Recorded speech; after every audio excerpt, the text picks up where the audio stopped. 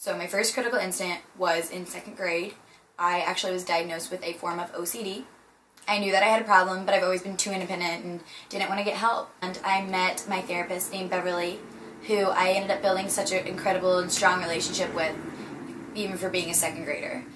I learned that there was some sort of happiness, that feeling of being in the clinical setting made me comfortable. Another thing that influenced me was my 8th grade rebellion. I had a lot of teen angst built up, and I had a hard time feeling happy even if my life had positive aspects to it. I went back to Beverly, and she made me feel the respect and understanding that I'd really been looking for. I hated what I had let myself go through and didn't want other teens to have to deal with that. Another incident that influenced me was my cadet teaching as a senior in high school.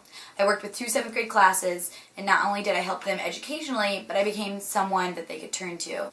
I understood them despite being older, and they valued everything I had to say. I learned that I click best with those who are younger than me. The last thing that really influenced my career choices was my internship from this past summer at Los Angeles Teen Mentoring. It was my first time being able to make a direct difference in teens by mentoring them, actually teaching them the tools for life. And I learned that my words and my attention had an influence on these kids' lives. These incidences influenced my career development because it showed me that my interests had outcomes that showed I could be of value in the adolescent psychology industry. I would enjoy what I was doing, and based off my previous experience with adolescents, potentially make an impact and better their lives. My experience with OCD and going to therapy for it first sparked my interest in psychology.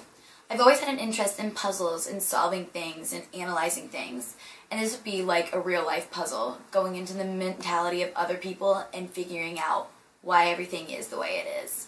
This enhanced my analytical skills. I was able to take the connection of my puzzle solving interests to the psychology field. This created my value of strong relationship building. I was young, at a new school, and valued relationships with anyone, even if it was somebody that was older than me. My experience with my 8th grade rebellion created my interest in the developing mind of a teenager. It's so interesting to compare my thought processes now to how I used to think about things then.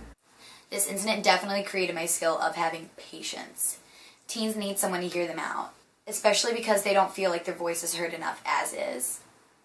My value created here was definitely open-mindedness. I was a completely different person then as I am now, and I see those who are different than me in a positive way because I know from experience that we're always growing and changing and trying to figure out who we are. The influence that my cadet teaching had on me definitely sparked my interest of working with kids. My one-on-one time I spent with the kids in my classroom made me realize that my niche was there and that's where I needed to be. The skills that my cadet teaching experience gave to me were definitely my listening skills. There was always a student in my classroom that wanted to talk something out with me. And instead of disregarding them or ignoring them completely and acting like I was listening, I genuinely valued what they had to say. My value that was created through my cadet teaching was definitely speaking your mind. I think it's best to not keep things bottled up inside. If you have something important to say and need to be heard, I value speaking up because you never know when what you can say can make a difference. Working at LATM definitely sparked my interest in being a mentor.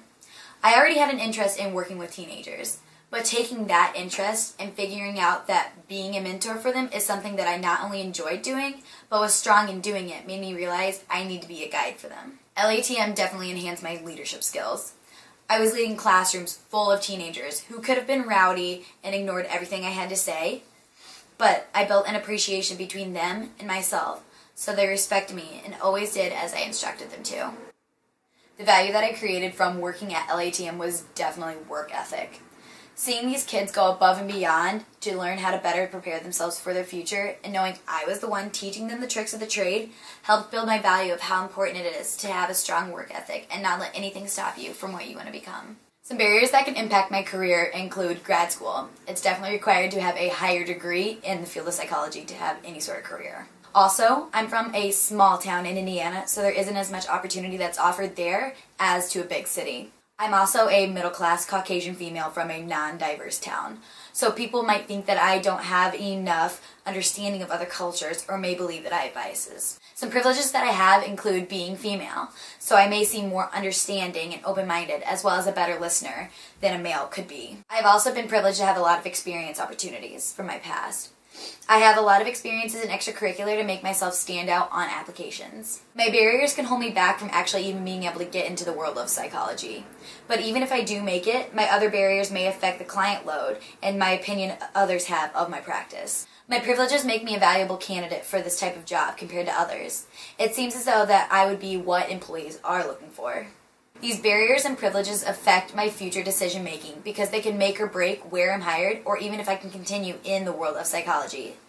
If I don't get into grad school and earn at least a master's degree, there's not much I can do in the psych industry. And because I don't come from a diverse background, there may be clinics that will not hire me because I'm not bilingual or lack experience with other cultures. Thinking back on my values of strong relationships, open-mindedness, speaking your mind, and work ethic, these all coincide to push me to work hard and communicate with employers as to why I'm a strong candidate and encourage them to keep their mind open because I don't let my barriers hold me back, so they shouldn't hold them against me either. I'm a learner and I can grow when I'm given the chance.